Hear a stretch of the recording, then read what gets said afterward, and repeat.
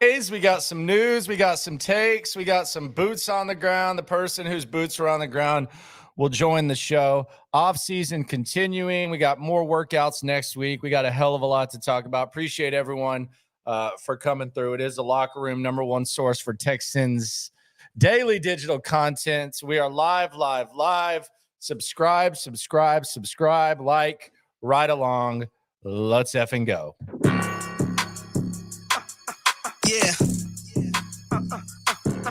Yeah, it's the Locker Room on YouTube. You know what it is. Let's get it. Hey, Locker Room. Yeah, we in the Locker Room. Texas talk. Yeah, you know what we about to do.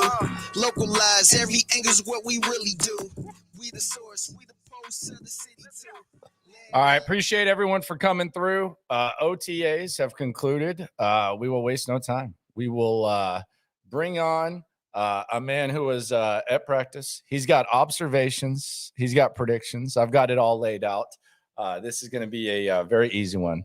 The man, the myth, the legend, Cole Thompson. Look at that shirt, my friend. What are we shooting for here? What is going on there? Miami Vice, Hawaiian Friday. I always do radio shows now in Hawaiian shirts. I don't know. It's just fun for me at this point. Okay. You're feeling it. Yeah. Let's jump right into it. So, let's get your observations. I had you send them to me before, and your boots were on the ground. First of all, what was the just the overall feel getting to what were you most? We'll get into the actual odds, but what were you most looking forward to seeing before you started covering practice earlier this week? You know, everyone's really going to be focusing in on quarterback, and it makes a lot of sense. You get a guy that's coming into the building that's supposed to be the future of your franchise and the saving grace of what Deshaun Watson was supposed to be. But for me, it was defense. I want to see how these new pieces were all going to correlate together, because when you have a defensive-minded coach, you want to see that side of the ball progress immediately. And I feel like that whenever you go ahead and you bring in the right coordinator, whoever that may be, offensively or defensively, as your head coach, that side of the ball must take the first initial strides. You need that side to be running and going from the get-go. And Houston did a lot of good things this offseason by adding in players. I really do like the addition of a guy like Denzel Perriman for a mentor role, for someone like a Henry To'oTo'o. He wasn't out there, but, it is a good move to have. Corey Littleton, another guy that can come in and be kind of that counteractive player opposite of a Christian Harris. He was there, and that's a good sign. You have younger players, as Will Anderson on this roster that you're trying to see where he comes in. You also have a guy like Jimmy Ward that's going to be able to counteract everything that Jalen Petrie does. And you brought over Shaquille Griffin to bring in a little bit of that validity to the defensive back room, especially now that you don't have Steven Nelson out there for whatever reason. So you have all that in mind. You want to see this defense take a lot of nice moves moving forward. You want to kind of see where this team is internally, where maybe you see certain reps of who's lining up where, how they're utilizing players like Hassan Ridgeway, who played a little bit of everything from being a run technique, being the likes of a one technique, being a zero technique, seeing someone like Jimmy Ward, who played in the nickel, who played at safety during his time. It's one of those things where you're trying to figure out where these correlations are. And that's how I think that's really what I wanted to observations with, was try to figure out who is going to be that enforcer defensively and where are going to be the flaws for D'Amico Ryan's led team, who the last 2 years, albeit he had a little bit of help with Robert Saleh kind of laying the foundation down in San Francisco, he's going to do the exact same thing in Houston, going from year one to year two. So I was talking earlier today about the defensive backs, and you can tell at the press conference, you were there, you were a few feet away. When D'Amico Ryans talks, first of all, I think there's a little bit more intensity now than there has been early on. I'm not saying he's like tense, but it does seem like he's a little more fired up, just a little bit. But he perks up. He's pretty straight edge when he's talking about most guys, like CJ Stroud. He talked about Kenyon Green. He talked about, some of the receivers. And then at the end of the press conference, they ask him about Stingley and Jalen Petrie, and he can't hide the smile on his face. He's calling them great players already. He's saying they could fit in any system. Like, you can just tell that, much like a lot of fans that are optimistic that these guys are going to work in this system, it seems like there's a little bit of a perk up from our leader whenever he speaks on these two guys. Well, they're young players and they're foundational pieces. I think that's the main thing is that you can go ahead and say, well, we have a guy like Jerry Hughes on the roster. Okay, Father Time comes for us all. He's 34. He's eventually going to go ahead and kick the haymaker.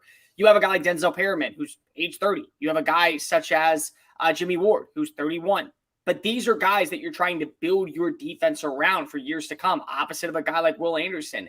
And the thing is that he's not wrong. If you go back and you watch the tape of Jalen Petrie at Baylor, the kid did everything. I mean, he lined up literally everywhere. He played boundary corner some reps. He played nickel some reps. He played free safety, strong safety. He played at linebacker a little bit. He was a hard-hitting machine. He led the Big 12 in tackles for losses and ended up becoming the Big 12 Defensive Player of the Year before getting drafted. And Derek Stingley was a 17-year-old working out with the likes of LSU before they faced off against UCF in the Fiesta Bowl, when he wasn't even really supposed to be on campus at the time. Like, the kid just immediately flourished, and defensive coordinators and defensive coaches on the staff were saying, nah, this kid's already the best defensive player we have at 17. So when you see the way that these two are supposed to be not just building blocks for the team, but how well they did last year. I mean, Stingley finished with 147 tackles. And yeah, you never want to see a safety finish with that many tackles. But the fact is, he finished with more tackles made than tackles missed. And Stingley allowed 1 touchdown in coverage in 9 games.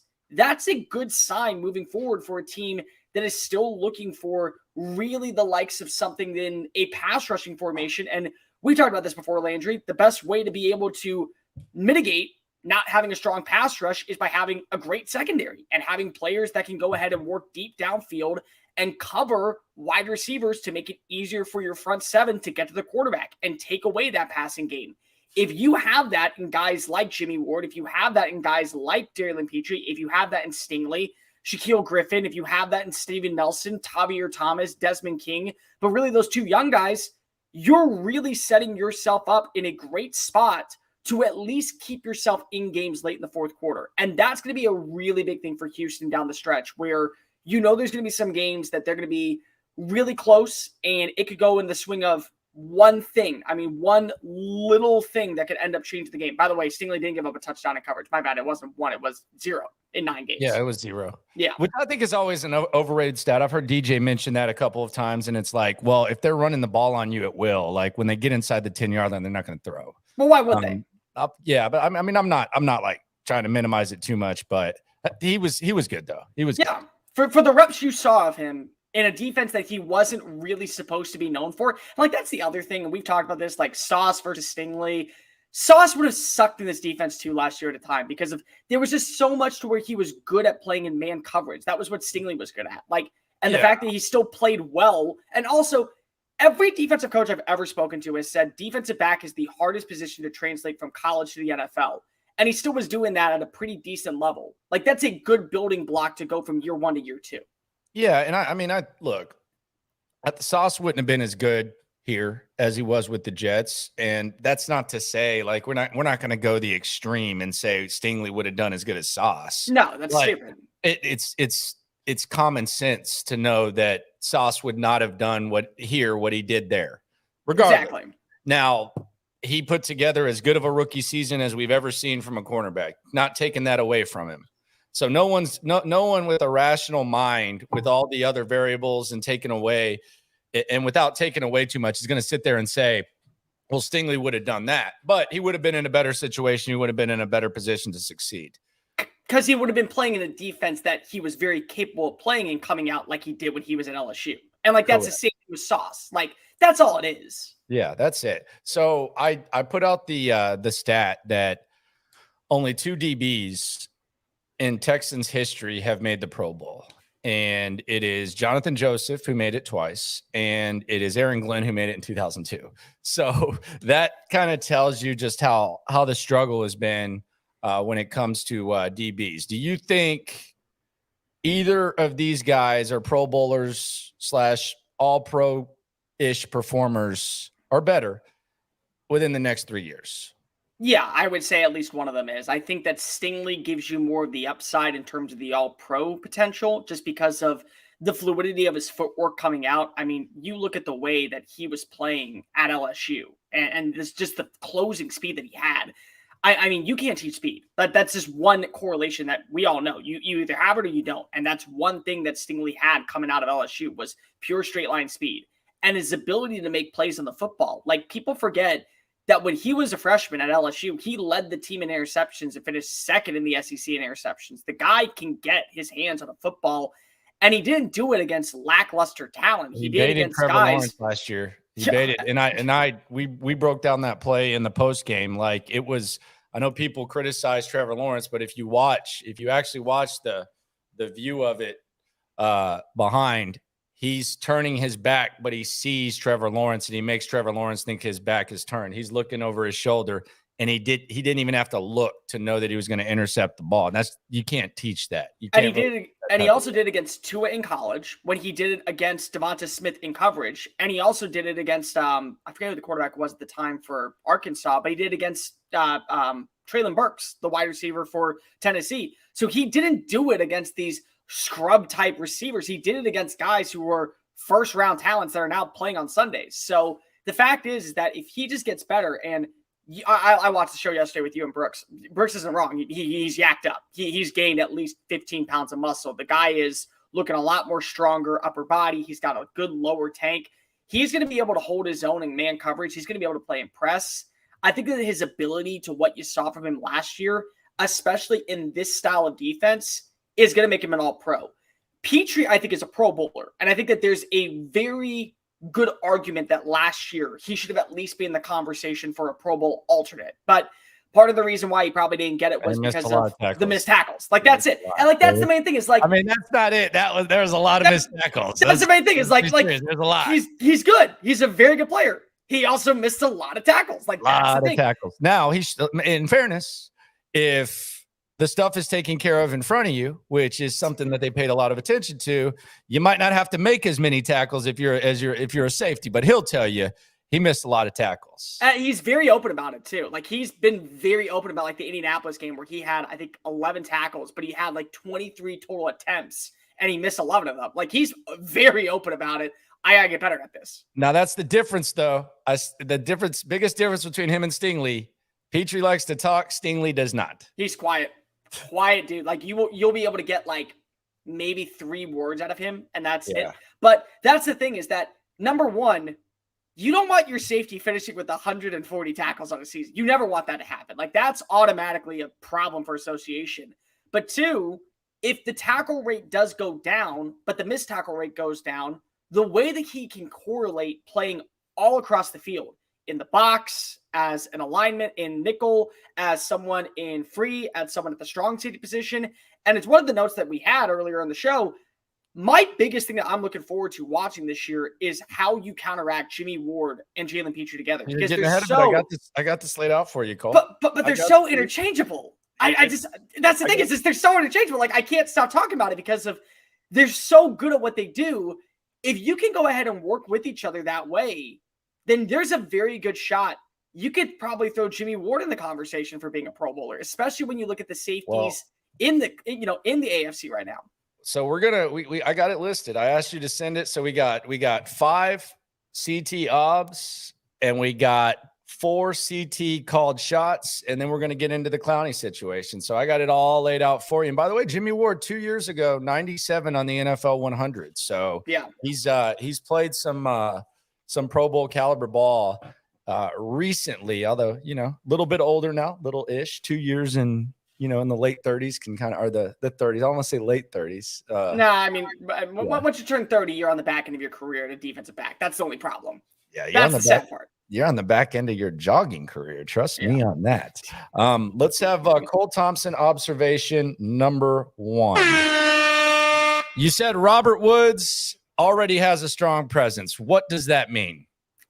Everything that you hear from D'Amico Ryans talking about this guy is that he is supposed to be a teacher. He was brought in not just to be a role player. He was brought in to be a guy who's going to help these younger receivers really flourish. And the one thing that you can talk about with a guy like Robert Woods is that he is a player that already knows the style of offense. And that was one of the main things that sold him on coming to Houston was, I know how to play in this offense. I know what Bobby Slowick and what Shanahan's style play coaches are looking for. I know how to be able to read and react in terms of being a blocker downfield. And I also know that with a young core, I can go ahead and get my reps in. So everything that you hear right now about someone like Robert Woods and D'Amico Ryans is he's a guy that already knows the playbook. There's going to be times where coaches can't get to guys like Tank Dell, guys like Xavier Hutchinson, whoever else potentially they bring in that they want a free agency. He can pull them aside and say, here's what you're doing wrong. Here's what you need to work on. Here's some areas of what Bobby's looking for. Here's what Ben's looking for. Here's where you need to improve. And when you have that, that's a good sign for you because of this is a guy that's going to be basically that extra coach inside of the room. He's going to be somebody that is able to talk down receivers on making these mental mistakes. He's going to be able to work with them on footwork, change of direction, ability to work as a blocker, and to be a person in a Bobby Slowick offense and in a Kyle Shanahan offense and any Shanahan offense, you got to be willing to block. Like that's just a key trait for any type of wide receiver. That's why Noah Brown is on this roster is because of when he was in Dallas, he was their best blocking wide receiver. So that's a big trait is that Robert Woods is here because if he understands the correlation of the offense that they want to run, but he also can be a guy that potentially has a breakout year. I mean, part of the reason why he struggled last season in Tennessee was one, it took him forever to get back on the field. And two, he's kind of lost his step because now let's say what is a breakout year for him though? Because 700 yards, 7 to 750 at this point. So, because not like a career, like no. Somewhere between what he was last year and what he was at his elite. When he was getting about 1082, when he was getting about 1100, like you're talking somewhere about 750 to 850. That's a career. That's a better year than last year. A better year than last year. Anything's better year than last year with 550. But the way that he also understands he did have to go 5 without Tannehill, though. He did have to go 5 without Tannehill. And the way that he understands this offense, I think is really going to benefit as a security blanket on the perimeter outside because we don't know what Tank's going to do. We don't know if John Mechie's going to be, how long John Mechie's going to be available. Him on the outside and the perimeter is probably going to do wonders for CJ Stroud. And if he does start game one, I'm not going to say his name because we don't want to get into that conversation yet. So we will though. So the Robert Woods thing is interesting because if he does play 17 games, there are going to be those dump offs. So I always like to talk fantasy. Like if he's a late round guy, you could get situations where if you're in PPR, he's going to be the one. A lot of times they just throw those little sideways passes that we see all the time with San Francisco and McVay and all that type of stuff. So he might be worth taking in the late rounds. CT thought numero dos. You kind of got into it. You said watch Petrie and Jimmy Ward. Follow those two closely. Follow the safety duo. Follow the second-year guy coming off 5 interceptions, and follow the guy that D'Amico brought with him from San Francisco. The main thing is they're interchangeable. Like, that's just it. They've played everywhere. Like, if you go back and you watch Jimmy Ward when he was at NIU, he played boundary corner, he played nickel corner, he played safety. And then when he was in San Francisco, he played everywhere. He played at free, he played at strong, he played in the nickel. And last year, he was only a part-time starter because of there was really no role for him in this defense anymore with Tashawn Gibson stepping up and Talona Hufanga stepping up. So the fact is that because of that versatility, you can line him up in mismatch formations to where if you feel he lines up better against against a slot receiver over a Petrie, you play him over the top. You allow him to work closer to the line of scrimmage. You allow him to be able to correlate instead of just being that strong safety role. You allow him just to be playing in space and work against that receiver. If you think that there's a better matchup for Petrie against a tight end who, when he was in college, played dime linebacker, played the star position underneath Dave Aranda, played a little bit of everything, and he also played at the boundary corner at times. The fact is that if you feel like he's a better matchup for you against tight ends and man coverage, you line him up down to the line of scrimmage. And it doesn't stop you from having a guy like Tavier Thomas or potentially a Desmond King playing in the nickel because of they can line up against a slot receiver. If it's on the other side, you can have an opportunity to where if you feel comfortable where you want to have your linebacker playing in space like a Christian Harris on the weak side, maybe line up over the head of the tight end, you can do so. It just gives you opportunities to kind of mix and match these two players because of that versatility factor. They've lined up everywhere. And so now you're playing a chess game versus playing checkers. You're literally trying to go ahead and go pound for pound, match for match with players on the opposing team. If you feel that physicality of a Treylon Burks is going to get Jimmy Ward blown up in the slot, you line up Jalen Petrie down low, and he's going to hit Treylon Burks in the mouth and tell him to sit down and don't get back up. If you feel like the speed of Calvin Ridley somewhere on the inside is going to be a factor to where maybe it is a problem for Petrie, you allow Jimmy Ward to go ahead and cover him. The fact is that they've played so well at a variety of different positions throughout their tenures, whether it be in college or the NFL, it gives them a chance to really just play to their strengths. And that's something that I think really is going to benefit a player like Jalen Petrie, because a Jimmy Ward, when he first really started, was kind of what Jalen Petrie was. Guy without a home that eventually made everywhere his home when he was in the Bay Area. All right, real quick, before we get to the next CT-OB. Who are the 5? This is harder than you think. Who are the 5 best wide receivers in the AFC South? Go. No particular order, go. Michael Pittman Jr., Christian Kirk. See, even your dog knows that's hard. Yeah, exactly. Calvin Ridley, I would go with for sure. I would go Michael Pittman Jr. at somewhere in that list. All right, so Ridley's already in there. Yeah, so there Calvin go. Ridley 100% is already in there. I would 100% probably lean with Christian Kirk just because of his ability to win after the catch. Where are we going now? Now you're getting really tough. Now you're getting really tough after this. Zay Jones. I'm not going Zay Jones just yet, but I think who are you going to go with? I put him at 5, but would you? Treylon Burks is physical. I mean, like I'm gonna tell you this. Treylon Burks would be the breakout receiver in the AFC this year. Okay, that would be my pick, and then I would go with Zay Jones right now. That would probably be my 5. So Pittman, Ridley, Kirk, Burks, and then I would throw in Zay Jones. Okay. And I would say you could count Ingram as a wide receiver because that's basically what he is. But we'll leave that out. I think the point is, God, the wide receivers in this division are rough because the running backs, all 4 starters, probably top 2, top 3 rounds of your fantasy draft. All can be 1,000-yard rushers by week 15. Like that's how good they are. And then the wide receivers, okay.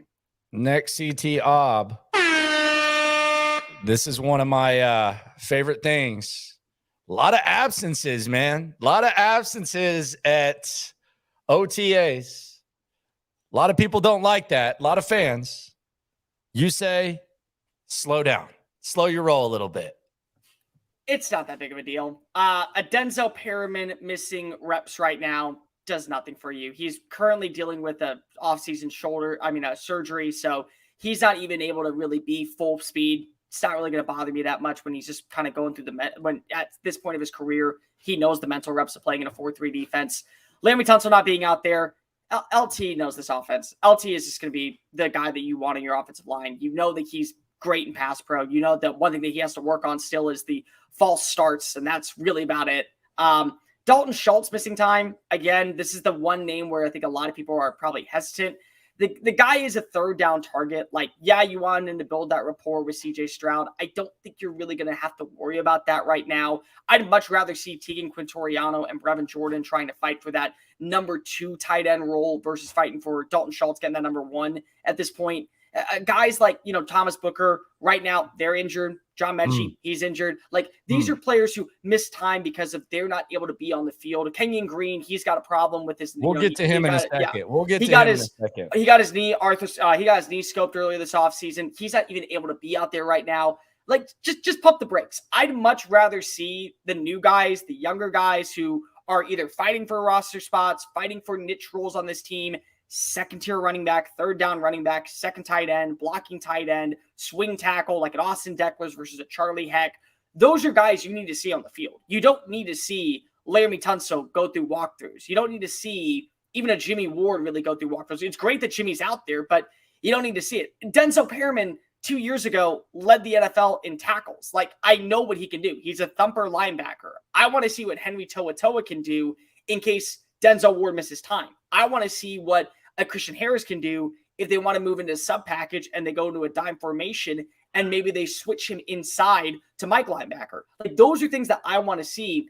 I don't need to see a Denzel Perriman or a Laremy Tunsil out there for voluntary OTAs. And that's the key word. It's voluntary. It's not mandatory minicamp. It's not mandatory veterans camp. That's a time when Dalton Schultz is missing. That's one of those things where you're like, okay, did he not like the deal he got? Does he want an extension? Titus Howard's out there. Everyone else should be out there at that point. All right, next up, and Rick Hagewood says Patterson is going to take Green's job, which brings us to CT number 4. You said Kenyon Green could be on a short leash. Say what?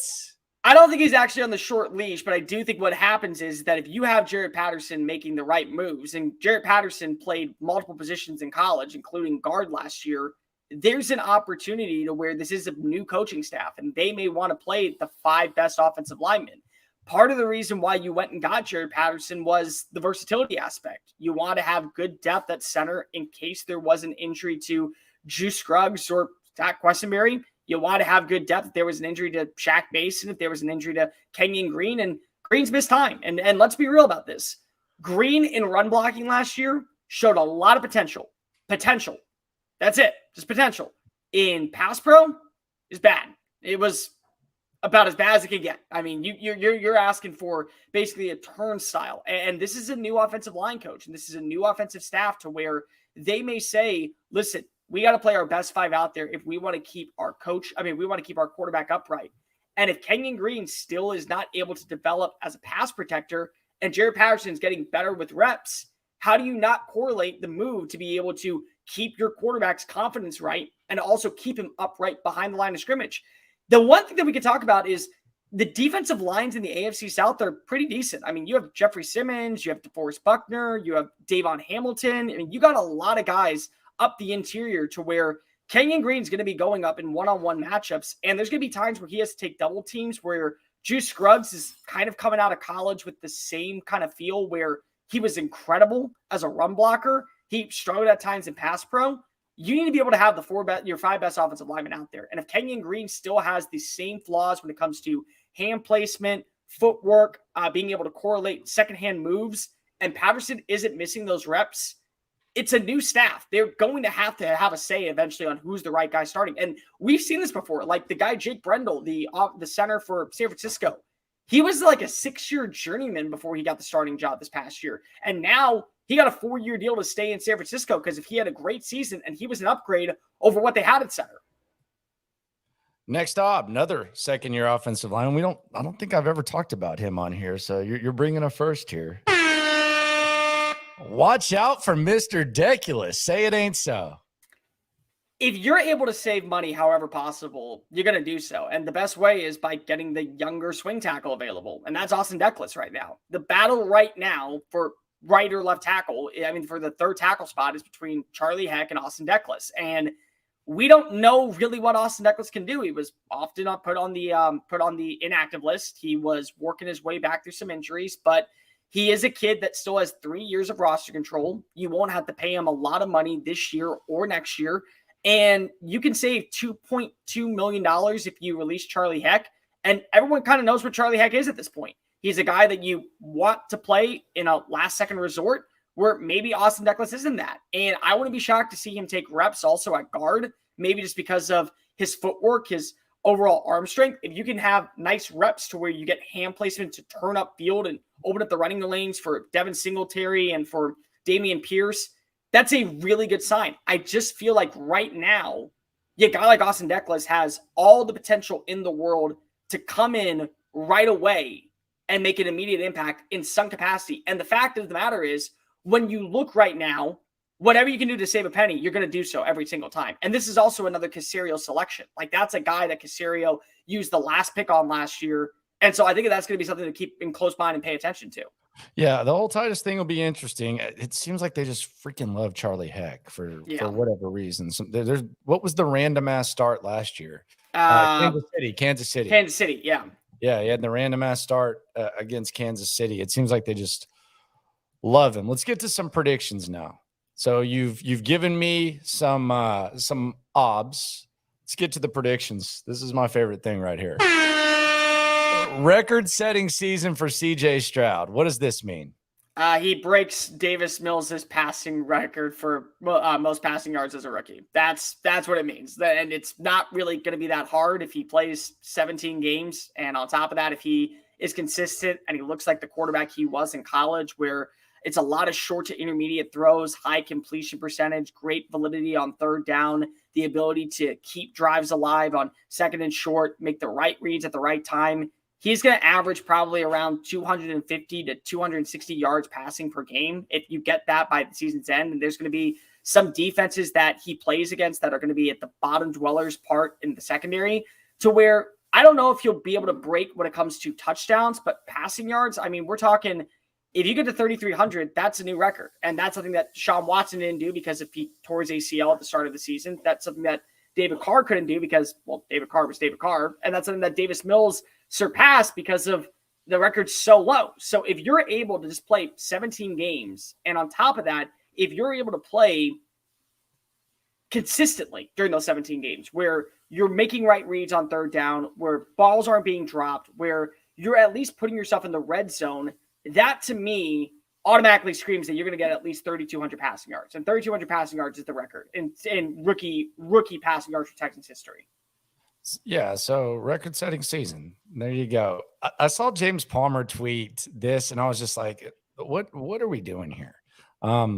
He said, and I like James, the fact that D'Amico Ryans expects the O-line to be one of the strengths of this team and how impressed he's been with them early on could be big for the Texans' success and, more importantly, CJ Stroud's. Yeah, no kidding, man. Like okay, sure. I mean, if I was a quarterback, I'd want to have a good offensive line. I mean, that's just me personally. I don't want to be running around like Justin Fields. I'm pretty good with that. D'Amico Ryan says the offensive line could be good. That could be big. Thank you, James. It's a strength. No, it's a negative, buddy. The offensive line is really good. That's a negative for everybody out there because we're not going to be talking about the wide receivers. That's it. Next called shot from CT. Tank Dell leads all rookies in something. Is it punt returns? What are we saying here? What is Tank Dell going to lead all rookies in? I would not be shocked to see him lead all rookie wide receivers in the NFL in yards per reception. The guy's play speed is really something to watch for. And what's funny is, because if you go back and you watch him at the combine and you go back and watch him at his pro day and then you see what he does, like when he was at Houston, you're like, wow, this kid has got to be lightning in a bottle. And then you see 4.5, 40. And you're like, wait, what? That doesn't add up. That doesn't. But his play speed is so much faster than his 40-yard speed. If you ask him just to work in those quick cuts and the ability to change direction, this is somebody who is going to be able to win at the point of an attack across any part of the field. The thing is that you worry about the size, but if he can gain maybe 10, 12 more pounds and go from 165 to 178, he'll be able to hold up. I mean, you can't change height, but you can definitely change weight. But his ability to be able to just read and react at the point of a turn and then really work upfield, do a great job tracking the ball. He's going to get a lot of yak. He's going to get a lot of yards after the catch. He's going to be somebody that doesn't drop a lot of balls. He'll turn 2 to 3 yard slants into 10 to 15 yard gains just because of his ability to work the middle of the field, get players to miss open field tackles. And I think that's a really big thing for you when you look at this wide receiver group, because of the one thing that I can say, and I've been on this show and I've been on record multiple times, I don't think that there was a wide receiver in this year's class that was really worth being in that number one category. I don't think there was a guy that you were really saying, oh, he's going to be an elite playmaker like a Chris Olave. He's going to be an elite playmaker like a Garrett Wilson or like a Jameson Williams. Tank Dell's play speed, quick cut ability, and the ability to make defenders miss at college, if he's able to do even close to that, and you heard it from Davis Mills, and you heard it from CJ, and you heard it from D'Amico, the guy's quickness and the guy's ability to cut is already leaps and bounds above people that we've seen before. So if he can do that at an elite level, there's a good shot he's already making it to 13.5, 14.2, 15 yards per play. And you may only get 25 or 35 receptions, but if you're able to have that, you're probably still going to be a guy that puts yourself in a really good conversation for building off of year one going into year two. Local media types love him some Tank Dell. My dog jumped up for Tank Dell too. So yeah, she's into that. But yeah, they seem to love Tank Dell. Everybody. You seem to love, and you talked about, 40 time that might be misleading of how someone produces. What about my guy, Xavier Hutchinson? You have a prediction, a called shot about his production. I I won't be shocked if he finishes as the number 2 receiver on this year's team. And I also won't be shocked if he leads the team in receptions. I won't. Because of the one thing that if you go back and you watch him at Iowa State, whether it be with Hunter Deckers, whether it be with Brock Purdy, this is a guy that was a security blanket for quarterbacks. He was great in big-time games. He was great at the point of an attack multiple times against bigger opponents like Texas and Oklahoma and TCU. He was getting around 10 to 12 catches a game, and he was doing work after the catch. And the reason why was because of, and Matt Campbell came out and said this multiple times, he believes that this was just a security blanket, and that was your X factor weapon. And he was doing that with guys like Charlie Kohler on the offense and guys like Chase Allen on the offense. Every quarterback wanted to target him because if they knew his hands were so solidified, he wasn't going to drop a lot of balls. The big question is, can he get better as a route runner? The one thing that I noticed about his game when he was at Iowa State is he would round off the top of his routes. And in college, against someone like maybe a Kansas State number 2 cornerback, a Kansas number 1 cornerback, a West Virginia cornerback, you're probably going to get away with that. You're not going to get away with that going up against guys in the AFC South like Tyson Campbell, or guys such as Julius Brents, or guys such as, especially if it continues to improve, maybe a Roger McCreary, or if somehow he gets back on the field, which I have no idea why anyone even is going to believe in him at this point, Caleb Farley. You're not going to get away with that, and you're certainly not going to get away with that going up against guys like Joey Porter Jr. when you play Pittsburgh, when you play against guys like A.J. Terrell in Atlanta. So if he can get better at his route running, the hands are already there. And his ability to be a highly volume catch receiver is already there. And if you can be that guy for a young quarterback and build that rapport very early on in training camp and work that into reps against lesser tier opponents, especially in the third and fourth quarter, it's going to be very challenging for you not to be the highest volume target player. He may not lead the team in receiving yards. He may not lead the team in receptions.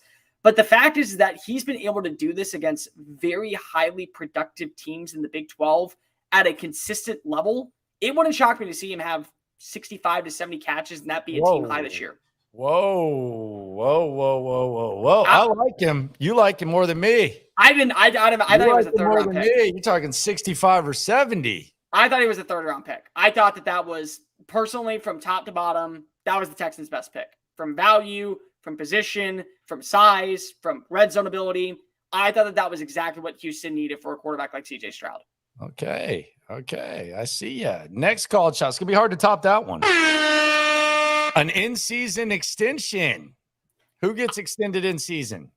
I think Titus Howard gets the in-season extension. I think what they're going to – I do. I think that what they're going to try to do is they're going to do everything in their power to see what he brings, see what he is, see can he improve underneath this new coaching staff. Because if you look at what he did last year, it was a breakout season. And the one thing that I think you really want for a young quarterback is to be able to have consistency and continuity on that offensive line. You already have Juice Scruggs signed up through 2026. You have Jared Patterson signed up to 2026. You've already extended Larry Tunsil. You've already extended Titus Howard. You have 4 more years potentially of Kenyon Green. If you get Titus Howard signed to a long-term deal and he's looking the exact same, better in pass pro, exceeding expectations in the run game, if he can be that guy, you're now promising CJ Stroud 3 years of working with the same offensive line, minimum 3 years of working with the same offensive line, and be able to build off of their nuances, where they have faults, where they are strong, where there's somebody to where, I have to get the ball out faster when he's going up against this type of defensive formation. I have to be able to make quicker reads when, they have 2 guys lined up in the inside going through the A gap.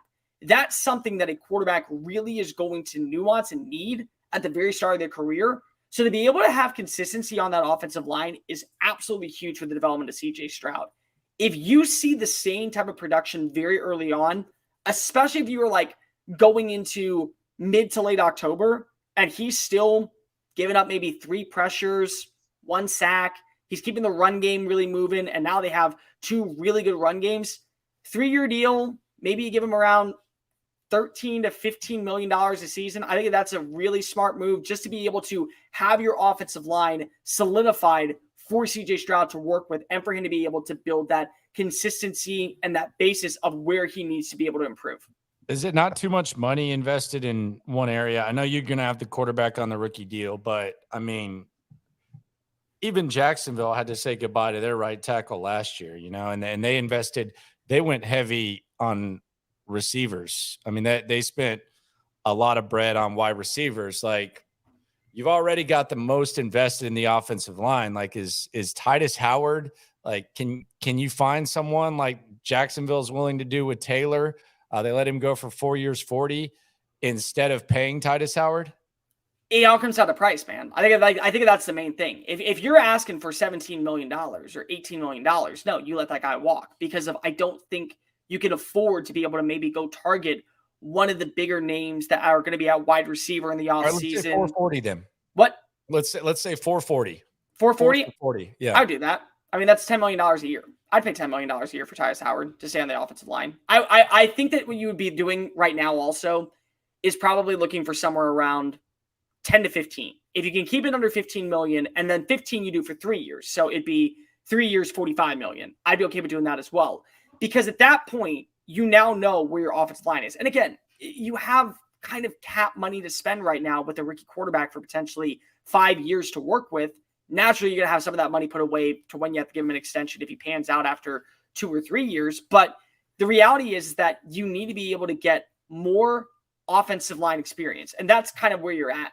Also, the question would be, how do you feel right now about the offensive line class coming out? Because you don't have your first round pick. So now you're really hoping that wherever Cleveland's picking, would you be in line for maybe like a Notre Dame's Joe Alt? Would you be in line for Penn State's Ola Fashanu? Could that be a guy that you really target? Going deep, man. I mean, like Cooper Beebe is a guy that I really, really like, but Cooper Beebe's a guard. He's not going to play offensive tackle at Kansas State. Okay. Like that's the thing. So you're already getting on them no line. That's why I like having Cole on. So like you got to be looking at that, and like the same thing is like, look at the wide receiver. Would you rather potentially have an opportunity to maybe get like a Mega Ibuka out of Ohio State and have him be your future number one and already have that relationship with CJ Stroud, or maybe go after a guy like an Xavier Worthy if he has a breakout year, or a Rome Odozune from Washington, or one of these other receivers that we're going to see flourish this upcoming season? Would you rather do that and then be like, oh, well, we have our offensive line paid, and now knowing that cornerback is a position that's going to get a lot of money on free agency, wide receiver is going to be a position that gets a lot of money in free agency, quarterback is going to be a lot of money in free agency, and defensive end is going to be a position that gets a lot of money in free agency, and we have all these guys on rookie contracts. What's really our only flaw left? Paying the offensive line and keeping a quarterback and run game, which is very potent in a Bobby Slowick offense, upright. And that's why I think you consider making that investment. All right, so that's the final Cole prediction right there. Let's talk about this Davis Mills thing. Davis Mills gets the first team reps. Davis Mills says he's here to compete. Thoughts on the really the story of the OTA? Davis Mills going to the podium. Davis Mills saying what I think he probably should say, and CJ Stroud not getting the starter reps.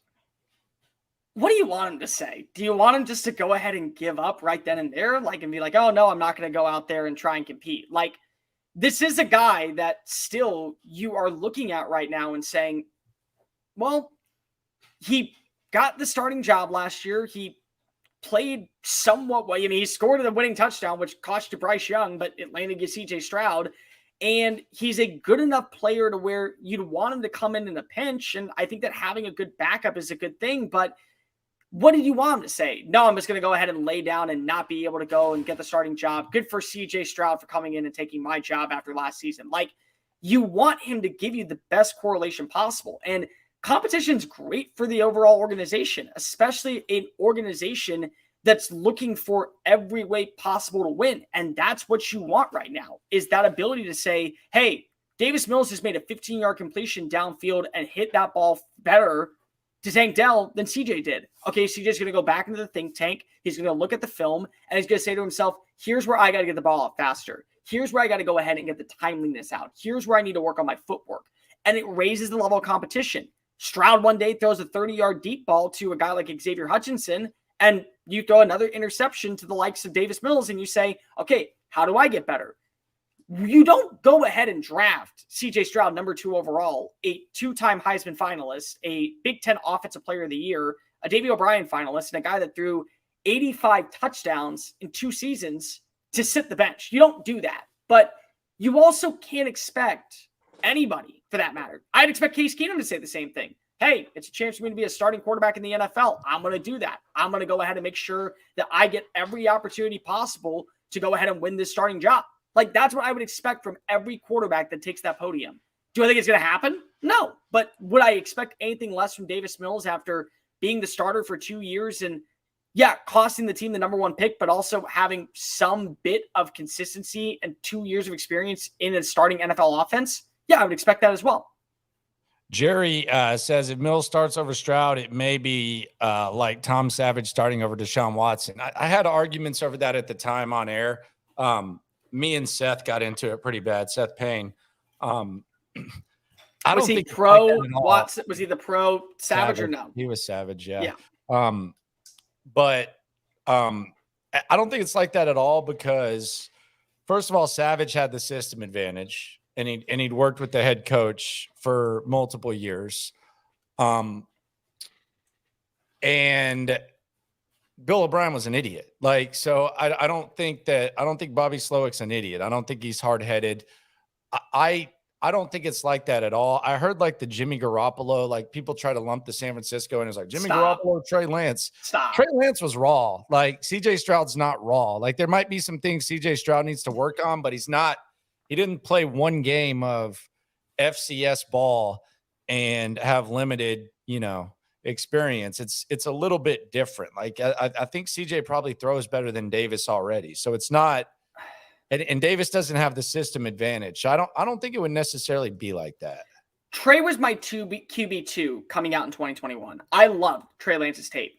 Trey Lance was as raw as a product as you were going to get. The reason why San Francisco drafted him was because of the mobility and the upside. His ability to have a howitzer of an arm and be able to utilize his legs in the open field was why you drafted him.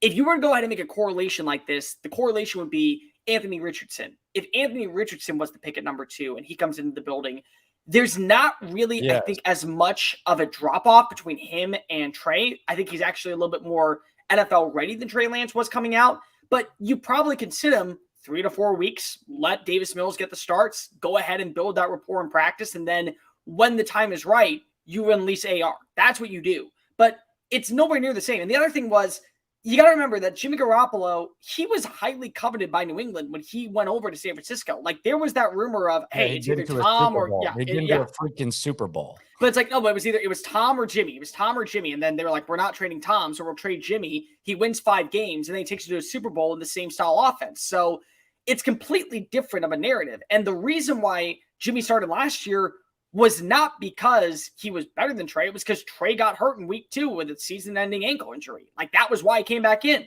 So you can't say it's the same thing.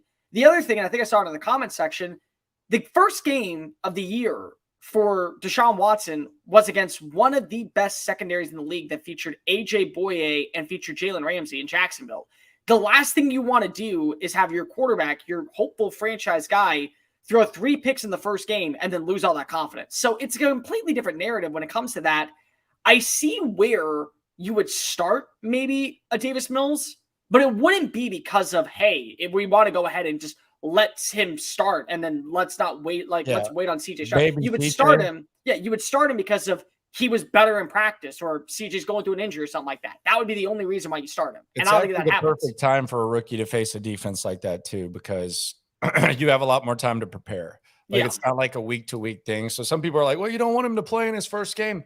Well, you might actually, because it's like when Texas plays Alabama week 2 and they can kind of prepare for it for Gary Patterson can put together a game plan against Bryce Young for like half a year. Well, Gary's gone, so. Well, no, I'm talking about last year. Oh, last year. Yeah, last year. Like how last year Gary Patterson had.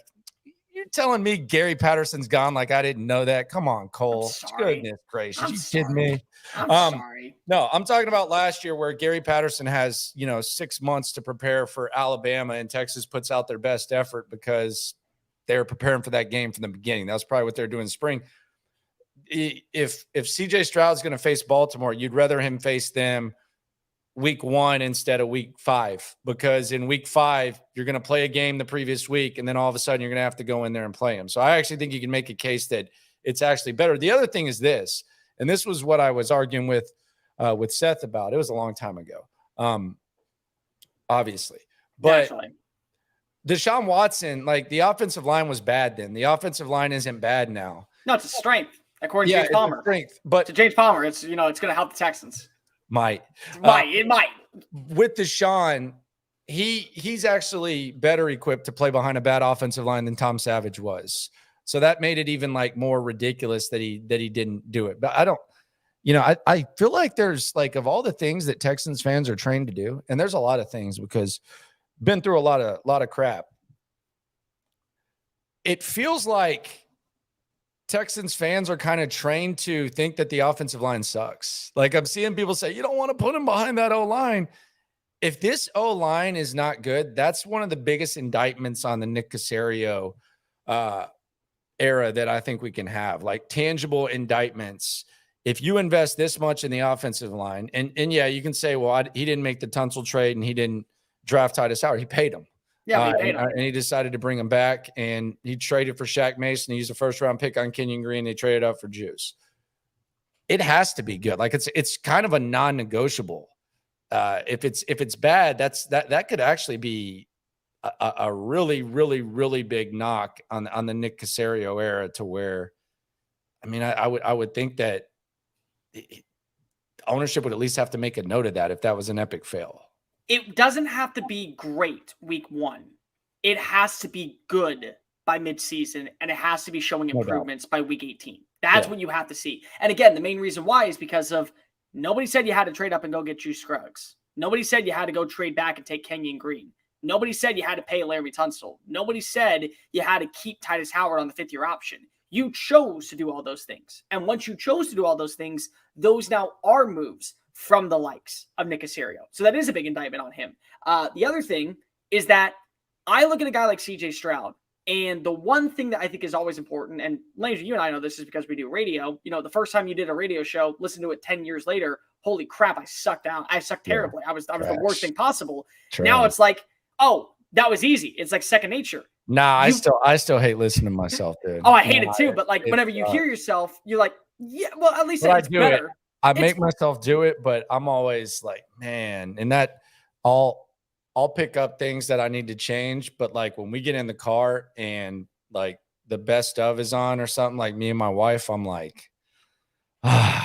But when you go back and listen, boss, you're like, yeah. But sometimes it's not as bad as you think. Sometimes it's when you think it sucks, it's not as bad. And then when you think it was great, you listen back and that sucked. But if you go back and listen to your first show, whenever you had your first show, no doubt. So it's a learning curve. You want to be able to take those reps. Yeah, but like, no doubt. You just want to be able to take those reps. So a guy like CJ Stroud, who has everything of the easy stuff figured out, completion percentage, touch, poise, decision-making, ability to maneuver around the field, quick lateral movements, knows how to be able to throw at all 3 phases of the field. Those are things that most quarterbacks don't have during their rookie year. It's throwing on the move. It's throwing with timing. It's throwing with double moves against wide receivers. It's baiting the cornerback. It's little things like that he's going to have to build off of this year. But the basics are already in place to where if he can just get better at the harder tangibles, and that's something that Bobby Slick's going to want to do, the best way to do so is by having a great offense. I mean, by having a bad game in week 1, and then having a crap game in week 2, and then an okay game in week 3, and then a great game in week 4, and then a really bad game in week 5, and then you have to go back and learn from all that. So, like, that's really what you want in year 1, to where I have no problem if he starts struggling at the very jump. If he is the best opportunity, here, the bottom line is this. If he gives you the best opportunity to win every single game, he should be out there week 1. And if he doesn't, and Davis Mills gives you the best chance to win, then he should be out there week 1 until Davis Mills doesn't give you the best chance to win anymore. Which could I don't think there's like some indictment. I mean, it would be a pretty damn interesting thing if Mills was out there. Yeah. I'll say this. I've seen crazier things happen than Davis Mills start week 1. I've seen crazier things. But if it does or doesn't happen, I don't think it's an indictment on CJ Stroud. I do think it's at the very least interesting. I think it would be interesting if he did, but I don't expect it to happen. But who knows? I would say I wouldn't necessarily be in any hurry to trade Davis Mills either. No, I I don't wouldn't know, at like, all. especially if we're talking. I mean, what are we? We're talking a fifth, a sixth, or a seventh. Like fifth is optimistic at this point for where we're at. Brooks kind of pushed back on this, but I think that of all the things that D'Amico and Bobby Slowick might value more than most teams, I think carrying three quarterbacks, three decent, competent quarterbacks, or you at least have one to work with. I mean, they got to have some sort of trauma from what happened in that NFC Championship game. So I know we're not expecting them to go to like the AFC title game or something like that. And there was a lot of stuff that went on with San Francisco. It was different circumstances, but I mean, I feel like I don't feel like they're looking at it from like let's just get rid of this quarterback right now. Cause I saw Aaron say, teams are interested, but he's unavailable or whatever. And I was like, okay. But yeah, he's interested, but at the same time, teams now can carry three quarterbacks. Like But that's the thing. You can now suit up three quarterbacks. So why the hell would you want to not have three quarterbacks, all of which could be capable starters? Like that's the Case Keenum could be a capable starter. You don't want him starting 17 games, but a game, I'd be okay with it. Davis Mills, you don't want him starting 17 games. 3 games, I'd be okay with it. You want to be able to have that validity at quarterback. And the main reason why San Francisco did go to the NFC Championship game, we can say it's the defense. We can say it's the weaponry. It's because they had a quarterback that was functioning enough to be able to run that offense. And that's the main reason.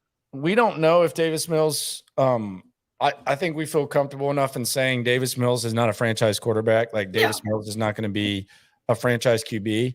I'm not comfortable enough to just completely dismiss him as being a really good backup, and really good backups can make, $8 to $10 million a year. So like if Davis Mills can be a really good backup for the next 2 years on what you're paying him, then getting a 6th or 7th or even a 5th round pick for that doesn't make sense. And I also like the dynamic that Case is kind of a mentor and Davis Mills is kind of the screw CJ Stroud. I'm coming here to take his job. Like I saw people say, and I heard Crumpler say, and I agree with this 100%. I think I'm gonna do a video on it later this week. Davis Mills doesn't need to mentor CJ Stroud. Why would he? They're learning the same offense. Like it's not like he has like a head start on the offense, maybe like a month or so, but why would Davis Mills want to mentor CJ Stroud? And why would you want him to? If Case Keenum wants to, and Case Keenum knows that he's at this point in his career, cool. Davis Mills should be putting pictures of CJ Stroud up next to his game room and throwing darts at it. He should want to bust his ass. That's the best thing that you want right now. And it goes back to him saying what we thought he did. He doesn't need to mentor CJ Stroud. Now, if CJ Stroud wins the starting job, then you're as good of a resource as you can. But if CJ Stroud needs to be shown the way by Davis Mills when he has Gerard Johnson, Bobby Slowick, Case Keenum, D'Amico Ryans, whoever the hell else works with him, then that's a problem. He does not need to worry about that. And like the other thing is that just like CJ has a relationship, Davis Mills has a relationship with Gerard Johnson from when they were at Elite 11. So the fact that he already knows what Gerard's looking for in types of throws and nuances with footwork, in terms of velocity, in terms of arm placement, that does give him an advantage. And I like the fact that it gives you an opportunity to compete for a role that I'm not saying you're going to win, but it is a role that makes your team better. And like, that's the biggest thing. And I'm not gonna lie to you, dude. If I could do life over again and I was able to be an athlete, I would love to be a backup in the NFL. I could have a 15-year career, never get hurt, make $45 million. If I can't be a starter, I have good money in the backup. Like Colt McCoy's been doing it for years, and he's made $61 million in his career. Like, I mean, that's good money to have. You have to be from the state of Texas to do that, though. I'm from Texas. See, you're from Texas. Yeah, exactly. I can do it. You're halfway there. Exactly. I'm 5'7", but See Josh McCown. See Chase Daniel. See, you just mentioned Case Keenum. See Colt McCoy. If you want to make like a long ass career out of being a backup quarterback, you got to be from the state of Texas. It's a rule. I think Chase Daniel's from Texas too. Yeah, I said did I say Chase Daniel? Chase Daniel from Southlake. Yeah, he's from Southlake. Yeah, Southlake. Nick Foles from Texas. Yeah, Nick Foles as well. He's kind of wandering around a little bit. So Chase Daniel started out as a receiver, and they had a guy named Chase Watson, and then they had Greg McElroy. They did have Greg. I remember that. Yeah, and they had Greg McElroy and they had Chase Daniel. So they had all kinds of quarterbacks going on out there in South Lake. Andy Dalton too. There you go, Andy Dalton, Texas. I got to see real fast. See if he's from here. No, he's from California. I was just saying, if Josh Johnson was from Texas, then literally you win everything because he's like on his 15th team in the last 16 years. Gotta be from the state, man. Gotta be from the state. We're smart here, and it's a good resource. Good resource. You always saw Chase Daniel first one with the printouts for Drew Brees. These guys are good resources. Potential additions: Jadeveon Clowney. He was very strong into the news cycle. Do you see them adding Jadeveon Clowney? Or do you think it would make sense? Not do you see him doing it? Do you think it would make sense? And if not, are there any other additions that you would like to see them make? In terms of run defense, it makes sense because if he still is a decent run defender, and that was his bread and butter when he was in Texas, when he was the Texans last time, he was a Pro Bowler because he was great against the run. Pro Football Focus ranked him as the number 1 run defender 2 years in a row. And then when he went to Seattle, he was still decent as a run defender. And then his first year with Cleveland, he was pretty good as a run defender. But the problem is that you aren't paying $10 million, number one, for Jadeveon Clowney. That's for sure. But number two, you're not paying $10 million for a run defender. You're paying it for a pass rusher. And this is a guy that has never had 10 sacks in a regular season. And he's coming off of, statistically, his worst year in the NFL. The problem is that a guy like Jadeveon Clowney, because of his numbers, his all-pro season, his Pro Bowl nods, is going to command money on the open market. And that's something where I don't think he's going to even take a deal if Houston were to offer him like a 1 year, $4.5 million contract. He's going to say, he doesn't want to go to camp. He doesn't want to go to camp. Yeah, he doesn't want to go. Well, he doesn't want to go to voluntary OTAs and all that. He'll sign like a week into training camp with someone. That's when he'll show up. I 100% believe that. He's got it laid out. He's done his thing. I just don't think it makes sense from both POVs, his or theirs. And that's not a knock on him. That's not to say he's wrong. That's not to say that they're wrong. Just from both POVs, with where they are, with how they're handling their business, I would say just doesn't make sense. It made sense before they added in Jacob Martin. After they signed Jacob Martin, it made no sense anymore. Jacob Martin shouldn't stop that. I'm not saying it should, but what I'm saying is this Jacob Martin wagon too. It's driving me nuts. He got a damn hype video yesterday. What, with the Rockos? He got no. Don't even mention those guys. Those guys are dead. I don't want to hear anything about the Rock Boys. Seriously, let's stop that. But what is the deal? Do people just like gifts or what? Like what is this Jacob Martin thing? What am I missing here? What's going on? Gift. That's it. What are we doing? You got a damn hype video. Was it just because it was easy work? Yeah, why not? I mean, think about it. It's like whenever you see like a player go back to that same team, oh, the jersey swap is going to be so easy to make. It's like, yep, here you go, throw it back up there. It's like it's easy. But that's the thing is that's how much I'd be willing to pay Jadeveon Clowney on a 1 year deal, and I don't think he would take that money on a 1 year deal, and that's fine for him. If he doesn't want to take that deal, go ahead. Someone else is going to pay you. He's not gonna risk injury. He's gonna chill. He's gonna get how much ever money each year, and he's gonna hop around. And good for him. Always like Clowney. Just don't think it's a good fit here. So, is there anyone else that you would like to see Nick Caserio add? If there's one dude for just defensive line depth, Matt Ioannidis is one dude that intrigues me because if he's played in both a 3-4 and a 4-3 defense, he's lined up as a 4-eye technique, he's lined up as a 3 technique, he's lined up as a 1 technique. He's played really well in run defense. He's done a decent job as a pass rusher when working inside. And I think that right now, if you feel like that you need to get better at the interior pass rush, Ioannidis makes a little bit of sense. He's done it all, and he's been both in a 4-3 and a 3-4 as a player that's had to shift inside and kind of play at the inside shoulder of a tackle or the outside shoulder of a guard.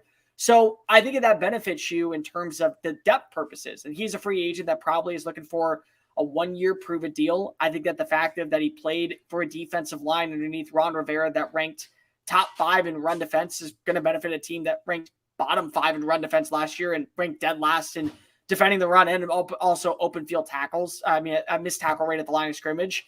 That's really going to give you depth purposes, and it's probably going to cost you around $3.5 million. That's probably it, I think, right now. I don't think that there's a receiver that you're willing to play. I don't think that there's a tight end that you really want to bring in. I don't think that you need another running back right now. At least as of right now at the moment, Don't think you need a quarterback. Don't think you need a corner. I think that you're good at everywhere else besides maybe defensive line. And the main reason why is because of I worry, and you brought this up on Twitter where you were talking about, what's the position to where you have to worry about it. Running back, I don't worry about if Devin Singletary has to start a game. I worry about potentially if you had to start Roy Lopez for a game, or if you had to start someone else at the. You got to make the team first. That's the thing. Like, I worry about that if a Sheldon Rankins gets hurt. I worry about that if a Malik Collins gets hurt. Matt Ioannidis gives you that veteranship number 1 and the productivity number 2. Okay. Yeah. Roy and Hinish are going to have to come in there looking ready to go. Yeah. That's going to be a battle on that D line. And that's a position where you could just add somebody and boom, you're pushed back even more. So yeah, those guys got their work cut out for them big time. Big time. Cole, always fun to visit with you. I know you're a busy guy. You're about to get married, correct? When are you getting married? June 17th. It's we are 24 days away. Okay. I'll literally go from 3 weeks. I'll go from voluntary. I'll go from veteran minicamp to literally going to a wedding. Like it's like it lines up perfect. It's just like, bye guys. Next time you see me, I'll be married. There you go, man. That's what's up. Congratulations on that. Has it been a stress-free process?